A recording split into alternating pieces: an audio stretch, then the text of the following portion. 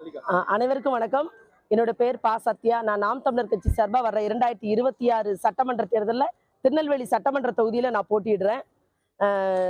கடந்த 2021லயும் நான் திருநெல்வேலி சட்டமன்ற தொகுதியில நான் போட்டியிட்டேன். ஆனால் கடந்த 2021 அந்த தொகுதி எப்படி இருந்ததோ அதே நிலைமை தான் அந்த திருநெல்வேலி சட்டமன்ற தொகுதி இப்ப வரைக்கும் 5 ஆண்டுகள் முடிய போகுது. திமுக ஆட்சி அங்க. ஆனா சட்டமன்ற உறுப்பினராக இருந்தது ஐயா நயனார் நாகேந்திரன் தான் இருந்தாங்க. அங்க மேயராக திமுக சார்ந்த ராமகிருஷ்ணன் தான் இருக்கிறாங்க. ஆனா அந்த தொகுதியில எந்த மாற்றமாவது எந்த முன்னேற்றமாக இருக்குன்னு கேட்டீங்கன்னா துளி அளவு கூட எந்த மாற்றமும் இல்லை, முன்னேற்றமும் இல்லை. இப்ப இந்த இந்த நொடி கூட வந்து 4 பேர் என்கிட்ட கோரிக்கை வைக்கிறாங்க. எங்களுக்கு உரிமை தொகை, என் கணவரை இழந்துட்டேன், ஆனா அந்த படமே 1000 ரூபாய் பணம் கூட கிடைக்கலன்னு திருநெல்வேலி பிள்ளையார் குளத்துல திருநெல்வேலி சட்டமன்ற தொகுதியில இருந்து 4 பெண்கள் வந்து நின்று இந்த நிமிஷத்துல ஏதாவது எங்களுக்கு உதவி பண்ண முடியுமான்னு இந்த நொடி என்கிட்ட கேட்டுட்டு இருக்காங்க. இதுதான் திருநெல்வேலி சட்டமன்ற தொகுதியோட நிலைமை. நல்லா புரிஞ்சுக்கோங்க. இந்த அரசாங்கம் வந்து 1000 500 கொடுத்து வாக்குகளை மட்டுமே வாங்குதே தவிர மக்களுக்கு என்ன தேவைன்னு இங்க திட்டம் எதுவுமே கிடையாது.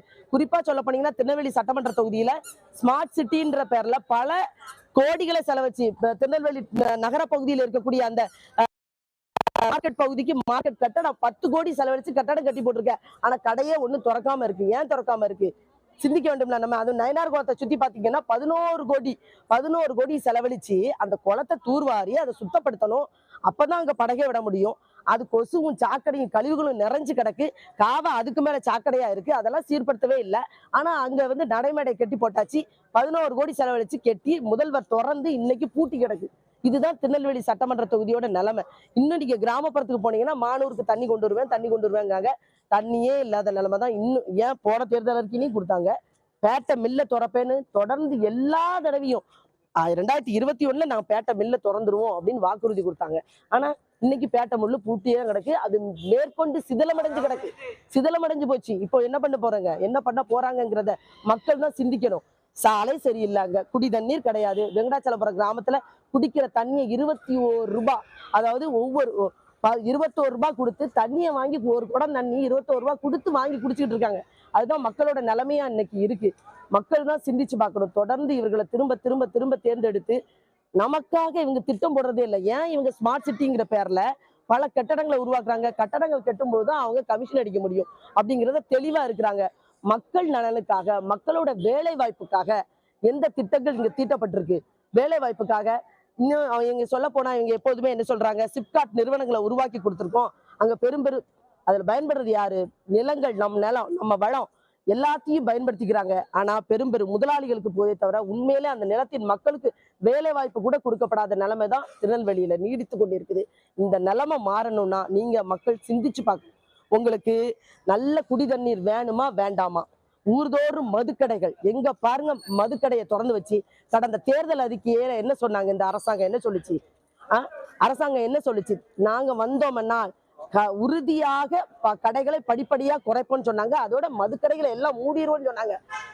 அம்மையார் கனிமொழி 1.5 லட்சம் இளம் விதவைகளை உருவாக்கிட்டாங்க.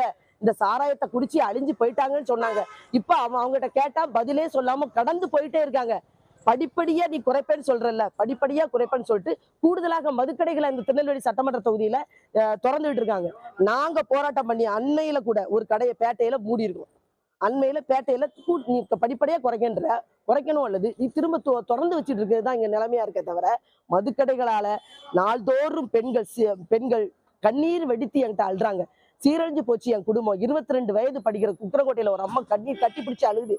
22 வயது ஆகுது. என் பையன் வீட்டுக்கு வந்து 5 நாள் ஆகுதுன்னு சொல்றான். இது எல்லாவற்றுக்கும் என்ன தீர்வு இருக்கு? நாங்க உறுதியா மதுக்கடையை மூடியே தீருவோம். அதான் தேர்தல் நாள்ல என் மக்கள், அன்பு மக்கள் சிந்திச்சு வாக்கு செலுத்துங்க. மதுக்கடை வேணுமா வேண்டாமா? வீட்டுக்கு நல்ல குடி தண்ணீர் 24 மணி நேரம் வேணுமா வேண்டாமா?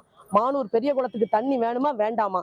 இங்க அதை தாண்டி நீங்க நகர பகுதியில பாத்தீங்கன்னா ராமையம்பட்டியில மிகப்பெரிய குப்பை கடங்கு நாள்தோறும் எரிஞ்சு அந்த சுற்றுச்சூழலை மாசுபடுத்திட்டு இருக்கு. அந்த குப்பை கடங்கு வேணுமா வேண்டாமா? சிந்திச்சு பாருங்க.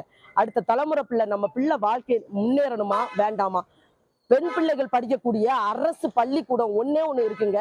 திருநெல்வேலி சட்டமன்ற தொகுதியில கல்லணையில 12ஆம் வகுப்பு வரைக்கும் படிக்கிறதுக்கு ஒரு பள்ளிக்கூடம், ஆனா ஊர்தோறும் மதுக்கடைகள் இருக்கு. அப்ப நம்ம பிள்ளைகள் படிப்பதற்கு பள்ளிக்கூடங்களோட எண்ணிக்கையை நம்ம கூட்டணும்னா நீங்க வாக்கு செலுத்த வேண்டிய ஒரே சின்னம் நாம் தமிழர் கட்சியின் வெற்றி சின்னமாக இருக்கக்கூடிய விவசாயி சின்னத்துல வாக்கு செலுத்தினால் மட்டும்தான் உங்களுக்கு மாற்றம் வரும். இல்லைன்னா இன்னைக்கும் 1000 ரூபாய் கேட்டு இங்க பெண்கள் வந்து நின்று கெஞ்சிட்டு இருக்காங்க. இதே நிலைமைதான் நீடிக்கும். இந்த இலவசம் சொல்லி உங்களை ஏமாத்துறாங்க. உங்களுடைய வாழ்க்கை தரத்தை உயர்த்துவதற்காக நாங்க நிக்கிறோம். நாம் தமிழர் இருக்கிறோம். உங்கள ஒருத்தியா உன் பிள்ளையா நான் நிக்கிறேன். உரிமையோட உங்ககிட்ட கேட்கிறேன், இந்த முறை நீங்க நாம் தமிழர் கட்சியோட வெற்றி சின்னமான விவசாய சின்னத்துல வாக்களித்தால் உறுதியாக எல்லாவற்றையும் எங்களால மாற்ற முடியும். நன்றி, வணக்கம். நாம் தமிழர்.